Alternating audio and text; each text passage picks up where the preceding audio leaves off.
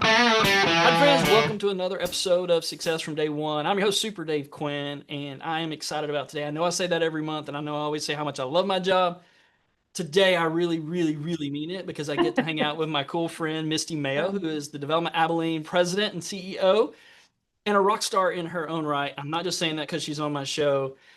She absolutely, I've known her for years, watched her career, and just been in awe at what she's been able to do. And I thought she'd be a perfect person to bring on and chat about success in economic development, going through being resilient, and really being able to create results. And before I get to Missy, though, I got to say a quick thank you to Flat Five Marketing, Darren. I'm sorry.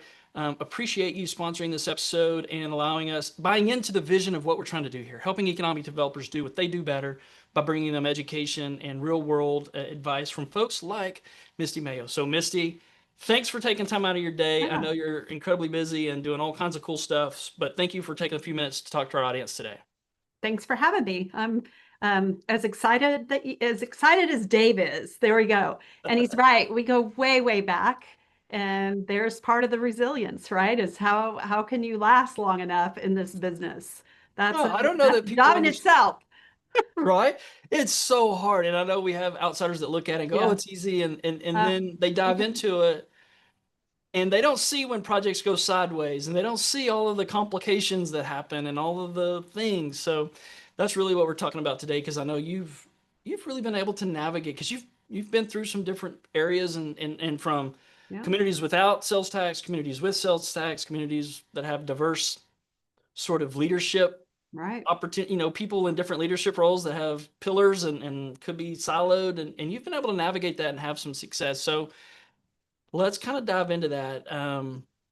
One of the topics we got from you was saying no to what's merely good. And so tell us a little bit about what that means. Because I mean, I tell us what you meant by that. And economic developers, we have lots of stuff we could chase. It feels like to me you're trying to tell us how to figure out which one to chase.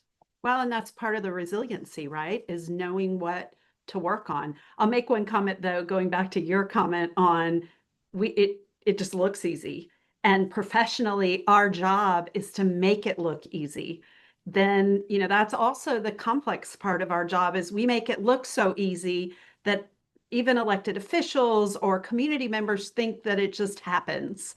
So how do you make sure as a professional to ensure that you're saying yes to the right things to drive results so that you can show to your constituents, your stakeholders, your community members, your elected officials, any other list of folks that are on your stakeholder list. How do you make sure you're saying yes to the right things that are driving results so that they can see that it's quite complex? Ah, And, I say to my team, this is something that just years ago, I'm talking decades ago, I was in leadership training. I actually trained young women in colleges and universities. And I remember, this is something from the 90s that I would use. My kids, I have young kids, and they're like, you mean from the dinosaur ages? I'm like, yes, from 1992, the dinosaur ages, exactly. So back in the dinosaur ages, I would say, when you're climbing that ladder of success, you might be at the top of the ladder, the last rung at the top of the ladder. You feel so successful. Yet, if your ladder is against the wrong wall, you've climbed it for nothing. So, to me, that is such a basic leadership, economic development professional lesson that, yes, you could literally say yes to everything. What you have to make sure, though, is that it's sustainable. And saying yes to everything is simply not sustainable, right? So to your point, how do yeah. you build resilience? You build resilience by focusing on the things that are going to drive the results that align with your mission and align with your community stakeholders' expectations, and you deliver those results. You say yes to the right things and laser focus. So I have to ask, how do you get to that? Because I get asked this a lot by Yeah. folks is, okay, what are those things? And I'm like, well, it Oh, depends, it's a right? great Like, question. in every community, it's different. Like I can't come in and tell you what it is in your community until I've had a conversation and really talk to your community. So how do you go about understanding what that is for your community? If I'm sitting in a community somewhere, how do I understand those things you're talking about? So I'm going to answer the question. I'm also going to suggest that that's where our professionalism and our experience comes into play, because just when you think you know, it's going to change. I just said that to you before we went live is as an economic developer, first and foremost, the number one thing you are is a change agent. So we are in the business of change. So you have to be constantly in front of what's expected of you. What does the community want? I think a lot of economic developers have a challenge because there's so much passion we put into our job that it is a challenge to not take it personally to where you start getting confused that you're driving what you want or what you believe is right. So to your question of how do you identify that, I really think the success I've had is bringing it back to basics. I mean, it is so basic that it was a best-selling book several decades ago from Stephen Covey called First Things First. Literally identifying who are your customers, because every economic development organization, every EDO will have a different concept or a different perception of who their customers are. And depending on where your money comes from, you're probably right. Follow the money. Those are your customers. So start with who are your customers. And then the next step is what do those customers believe are measures of success? How will literally having those conversations? For me, I'm in Texas. I run a type A sales tax funded organization. About 90% of our funds come from a portion of the sales tax. So that adds elected officials on the city level to some component elected officials on the county level and other areas, as well as the board of directors, as well as the community, the public. I have many, many customers. I'll also suggest that your customers are not necessarily weighted the same. Some customers should have a stronger voice than others. Your job and the complexity of our job, and I keep using the word complex because that's what an economic developer does every day is complex work that requires tremendous strategy, effort, and overall first and foremost, execution. But today's question, how do you decide on what is important for you to say yes to? Start with your customers, identify what those customers want. What is a measure of success? What does success look like? And then build your plan around that. And I, then evaluate it on a regular basis. Really look at, are we working on the right things that are going to be considered the things that the community would consider, community again, your stakeholders, whoever your customers are, would consider great success. I have I a think few that's a examples, Dave. I don't want to go down that route. I don't know which direction you want. I give examples to help paint the picture. I do make it sound simple. I will tell you, it's today's point. It's years and years of working yeah, you laugh, right? Because we do. That's going to be our theme, is that resilience and results come from the fact that we've had experience married with the execution. And then first and foremost, making sure we have the right team in place that can execute. There's so much to do in taking care of your house first. That's what I always call it with my team. I'm like, have we taken care of our own stuff first before we start trying to be something to our customers? So there's so many things. I call it the housekeeping, right? So if assuming you have all of that right, you have the right team that can execute, now you need to introduce the strategy for that execution. Um, Again, I think one of the most important things is having your pulse on what your community considers a success. And I'll give you a specific example is our community has tried over the years and has needed an additional, we have an airport. We're a mid-sized community. However, we're really impactful mid-sized community for Texas because we are a regional hub. And when you look at the map, we're really out there. We're, 2.5 hours due west of the Dallas-Fort Worth area, but we are the large city. However, the city is about 130,000 people. So for Texas, that's fairly small. It's a right. mid-sized city. So we have a regional airport. We've needed additional service. We have great service to DFW. I'll keep out all the specifics and high level say we needed additional cities. For my funding and for the type of organization that I'm responsible for delivering results for our community, that's a little outside of the box for us. However, it's what the community has really needed. And it's something the community, including the city of Abilene, has stressed was important to them. So, in all of the effort that my organization and amazing results that my team has delivered in helping attract new companies, new operations, the world's largest data center, the Stargate, the all of the that's the AI, artificial intelligence data center, that is, all of the additional projects, expansion projects with our local existing companies, 45 expansions in the last 5 years. I mean, the team has just done an amazing job.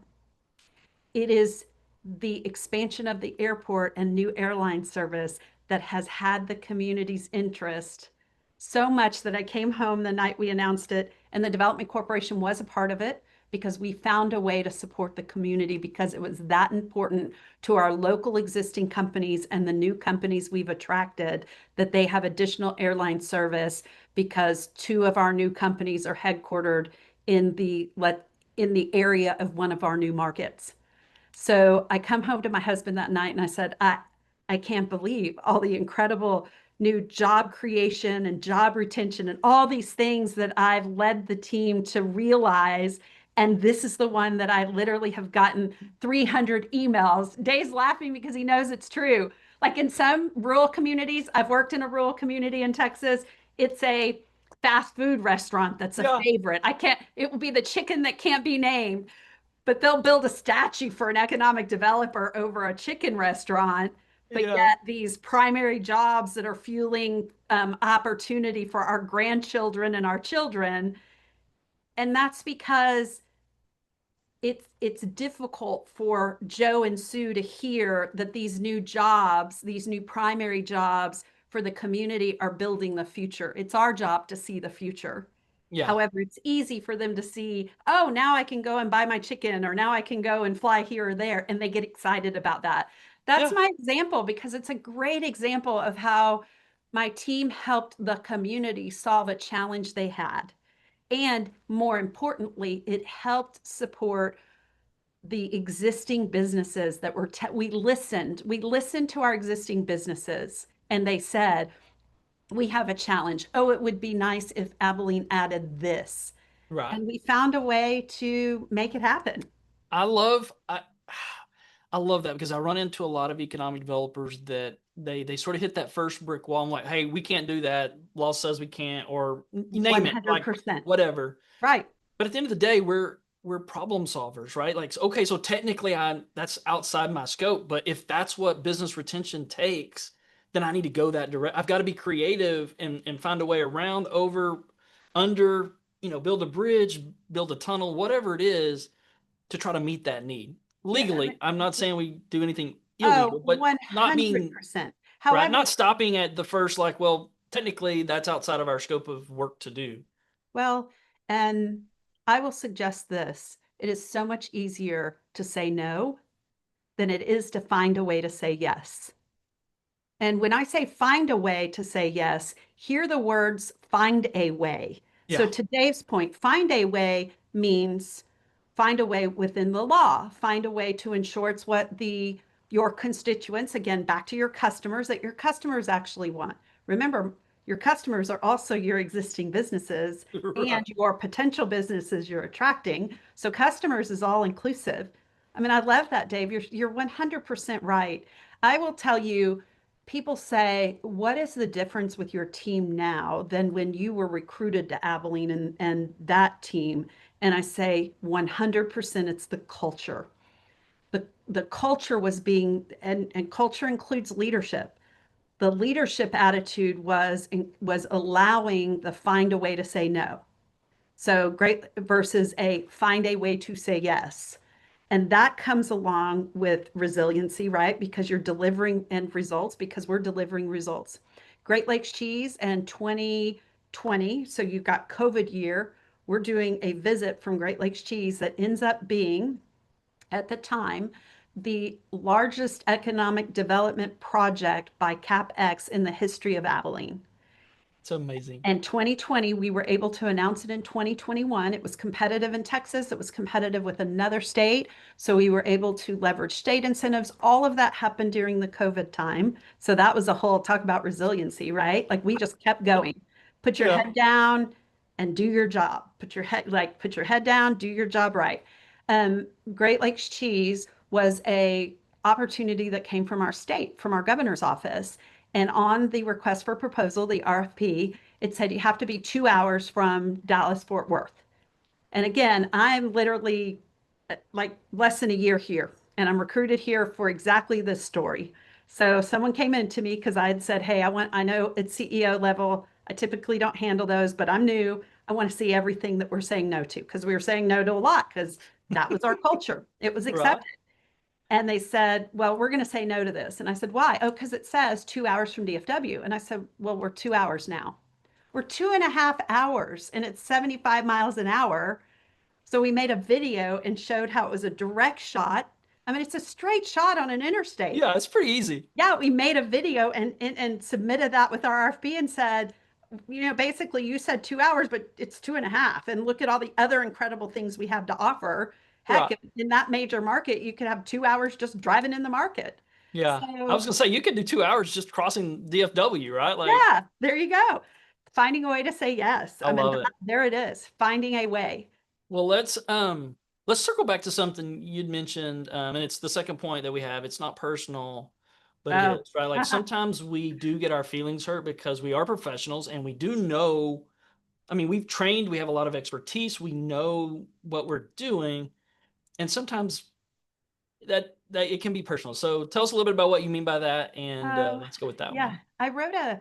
Actually, this all came because I wrote a LinkedIn post about it because I had a project that I worked for years. And I mean, that's an economic developer, right? Like, again, we just make it look easy. It looks like I'm just sitting at my desk, hanging out, talking to Dave, talking to the team. And it is never, not ever are we not working. And I can tell you right now, my communications people have just taken a big breath because we literally train not to say not. And I just said never, not ever. So here, I'm going to put it positive. We are expected to always work. Yeah, I'm at a gala being served dinner, and two people come up, essentially in like a food line, a buffet line, and people start talking to me about when am I going to recruit this company and that company. I'm like, I am at a gala for like my kids' fundraising event. That's being an economic developer, right? Like, yeah, of course, we're going to take it personally. This job requires so much passion. Like I didn't even think anything about being approached at my kids', football game yeah, because that's part of the job. Part of the job is caring so deeply about our community and so deeply about growing an opportunity for our children and their children and everyone's grandchildren that it is personal. I wrote the LinkedIn post though because our relationships with our companies, our core customers, require that we pour so much passion. There are a number of holidays that I have missed being fully engaged with my family for a project. Dave's like, yeah, preach. I know yeah, people, I yeah, know economic developers listening are preach, right? So it requires so much passion, so much focus, the execution, the strategy, all the things that started before you ever got to the point to even pitch for a customer, then all the effort to win the customer, then the service after the sale. And each one of those stages really is an evolution of your relationship with that customer. And why I wrote it and where it was this sort of epiphany for me is that those stages are really like raising a child. I am preparing my daughter to leave my home to go to college, and I'm so sad about that. I'm happy for her. yeah, And I thought, oh my gosh, this is an exact reflection of what it's like. It's almost like a mirror of what it's like for me professionally.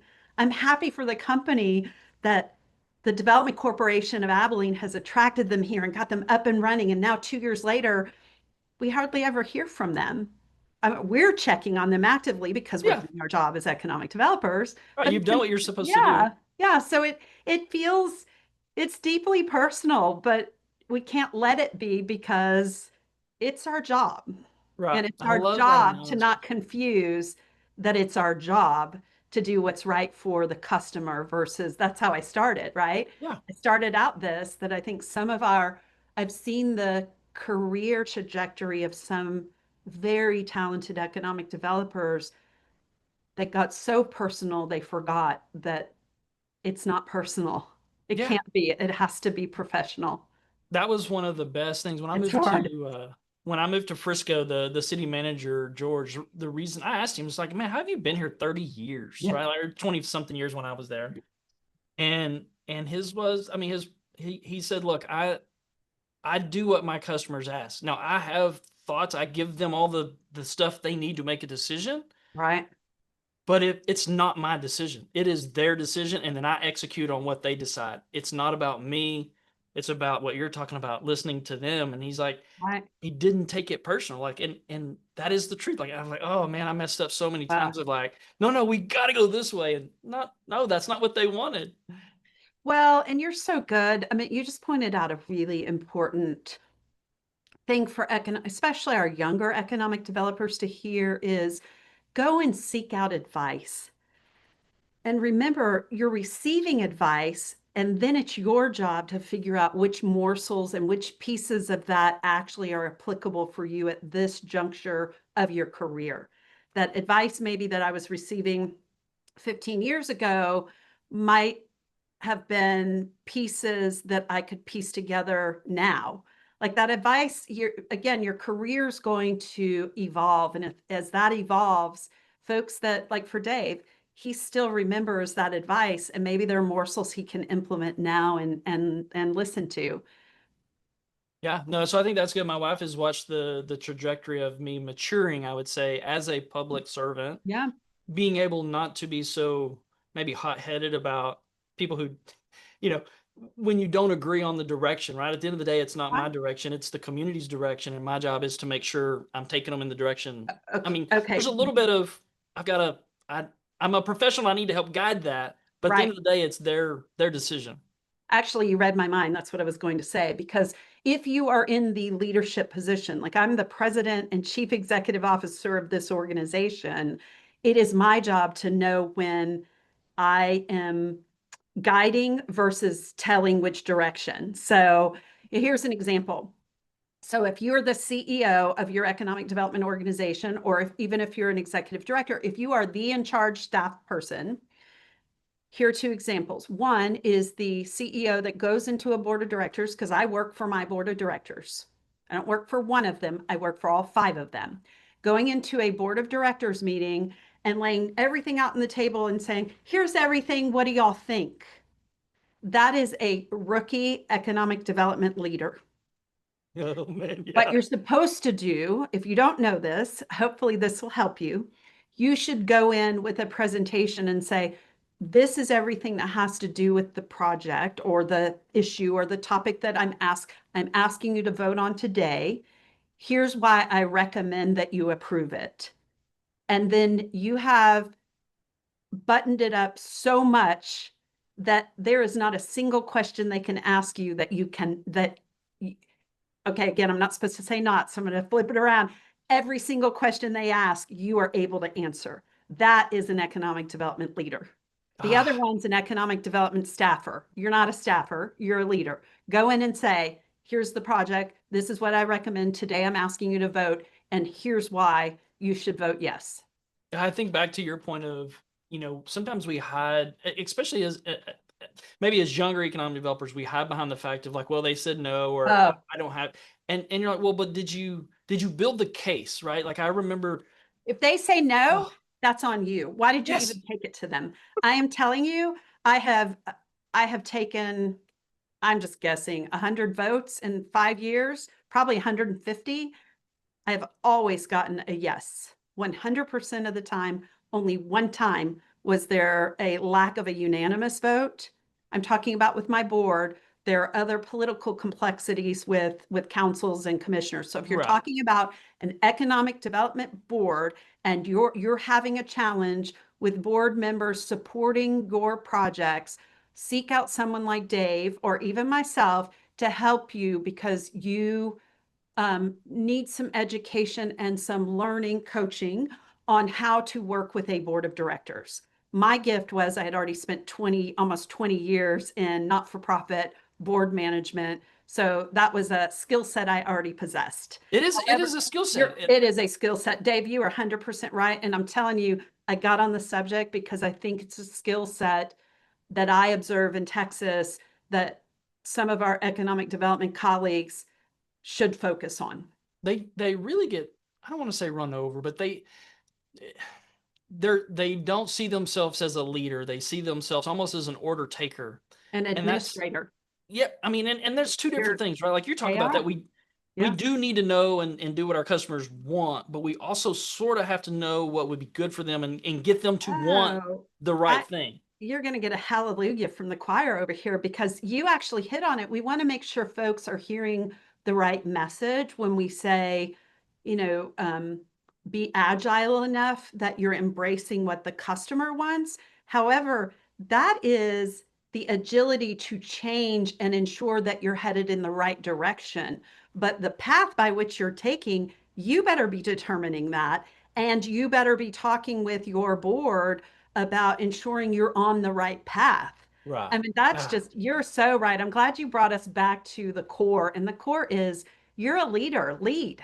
yeah. And just walking into a board meeting and putting everything on the table and going, what do you think? That is that, let's just say that's not going to cut it. Yeah, that's sort of an easy way out, right? That's a, Well, yeah. it Anyway, also, that's actually, I love that you say that. And some people don't know what they don't know. So maybe we're helping them realize I that hope so. that way, actually, the amount of time it would take to prepare a, let's just call it a project for a vote, if I could just walk in and say, oh, here's all the facts, what do you think? Is exponentially a shorter amount of time than actually going in and having fully researched everything and fully vetted every point. And part of that is being super inquisitive. I mean, I'll tell you, if I had a team member here or if the group was here, they would be laughing because we've got a new economic developer. We're all helping to learn, the business. And I said, listen, my job is to poke so many holes that I'm making a piece of Swiss cheese. Your job is to not take it personal or think you've done something wrong and go back and fill every single hole. Yeah. That Because is awesome.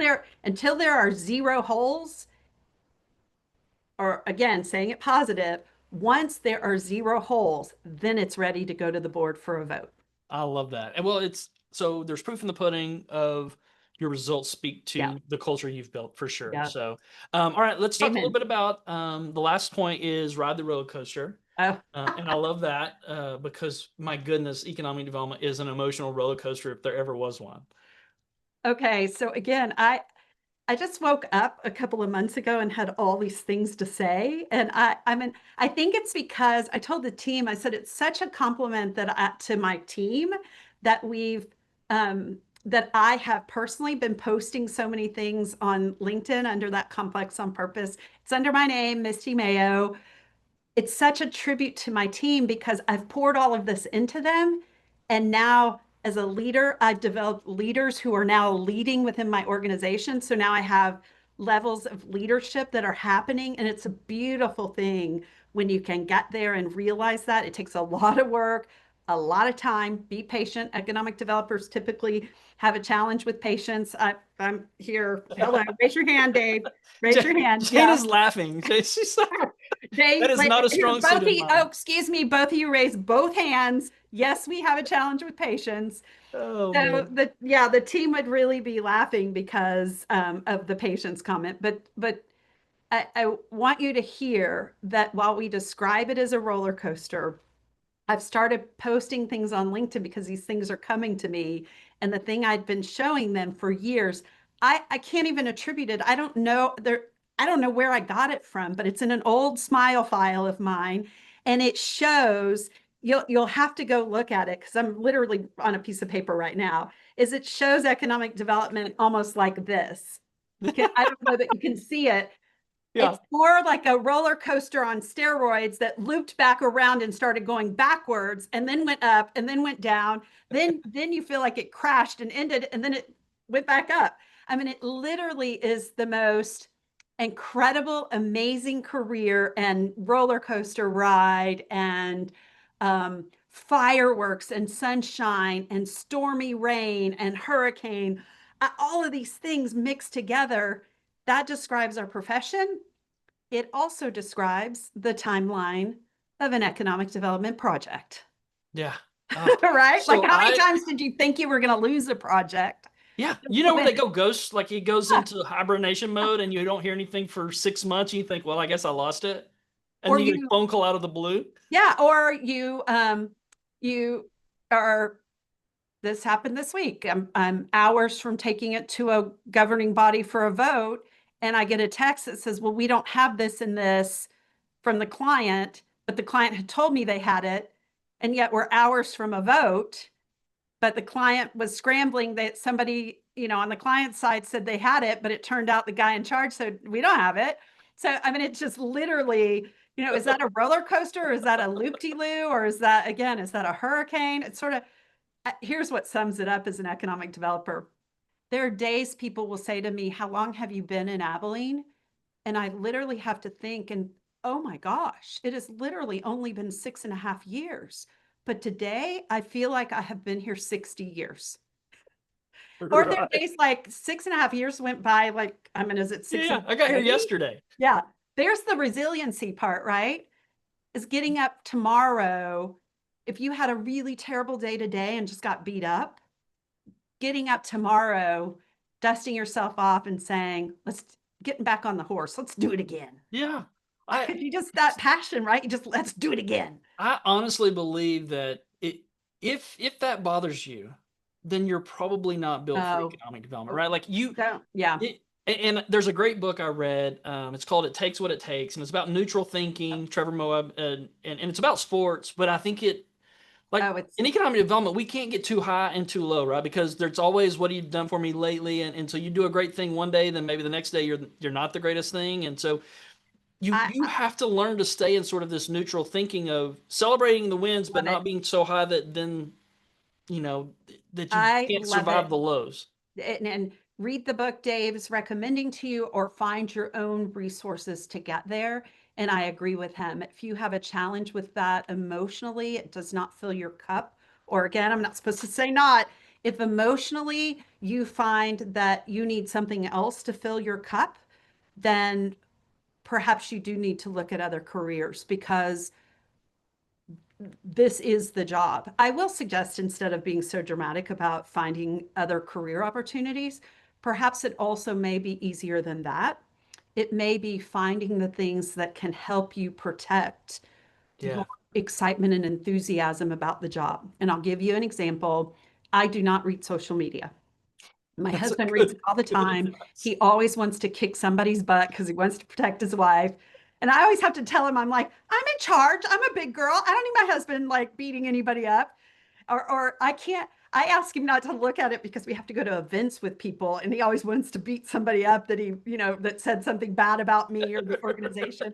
I love his protection. I love his passion, his, need to be that partner with his wife. I respect all of that. However, professionally, again, personally versus professional, I'm like, dude, we just can't do this. I'm sure I don't say dude to my husband, by the way. Anyway, I do not read social. I pay a firm to do that. Even my communications person that's on my team that does our marketing and branding, I try to keep her away from it unless it's an issue.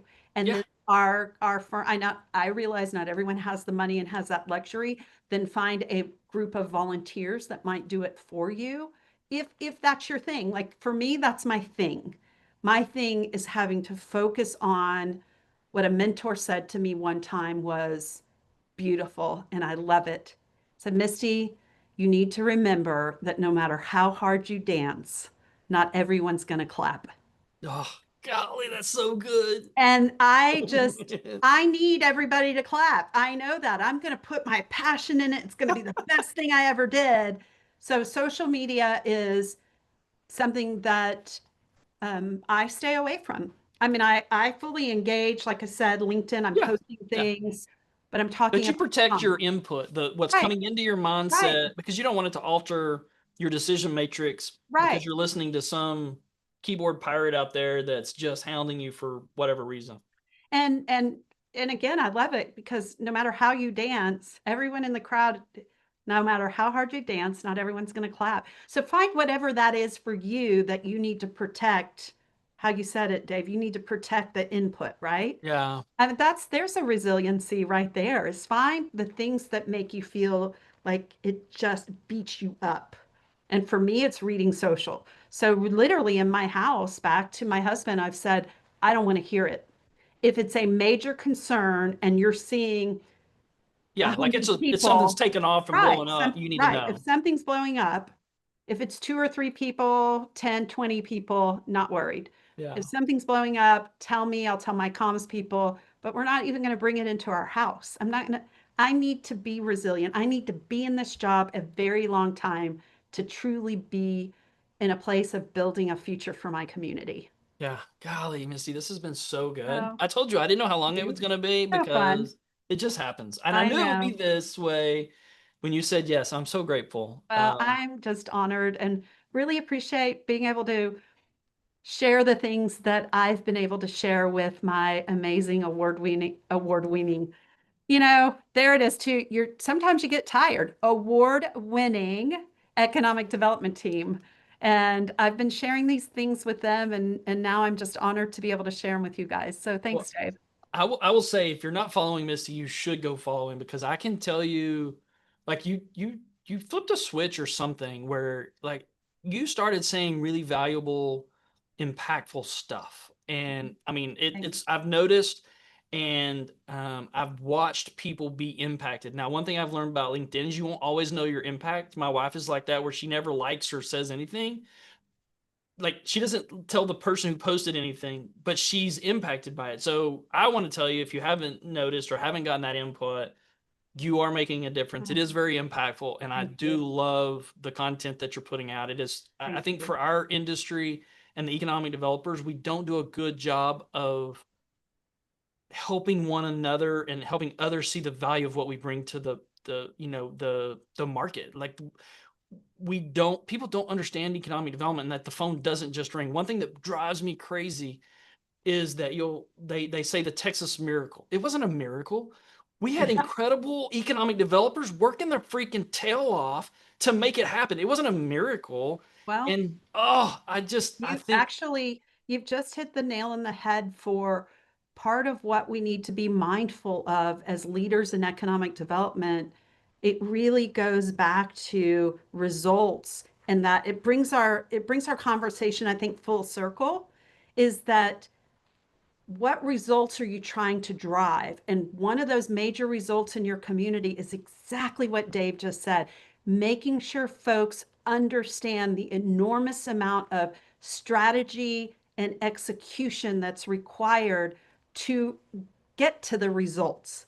And if you're using words like a miracle, we just woke up and it was just there, voila, that's all you do, then that's why folks in your community, if not now, in the future, you may find you really have a challenge with folks in your community thinking it just happens.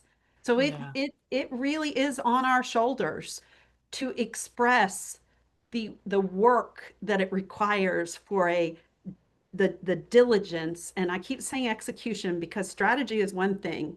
That's that's a book on the shelf. Execution is actually doing it. It's one thing to stand around, everybody has a shovel and talk about where you're going to dig. It's the other thing to actually be digging and see the results of where you're digging. I That's love that. I use that execution. all the time. That's Yeah, such a there it great. is. Now, sometimes I actually just said this to a team member, to a group of team members. I said, listen, on this, we don't know what we're doing. We literally don't. It's a new industry. I said, let's just start digging. Let's just get started. Let's go to these 3 conferences. We're just going to start digging. We're just going to see. And it's okay. It's just dirt. we'll cover it back up and we'll dig someplace else if we're digging in the wrong place. I love it. You Right? can Like, talk about digging a ditch all day long, but it yeah, doesn't get dug until you put a shovel in the ground, right? amen. And I will, so that I want to, I love that you just said that because our colleagues need to hear that strategy is just strategy. You're just standing around with your shovel. You got to actually start digging. Okay, Misty, we got to go. This is We got to go. awesome. Thank you Okay. so Thank much. you. I have It's been enjoyed fun. this. Thanks for hanging out with us. I really do Yeah. appreciate everything you've done. Guys, thanks for joining us on Success from Day One. Dave, thanks. Thanks again for Flat 5 Marketing and Darren, his group, sponsoring this. We really Yes. appreciate that, bringing this knowledge to our other economic developers. So thanks, guys. Make it a great day.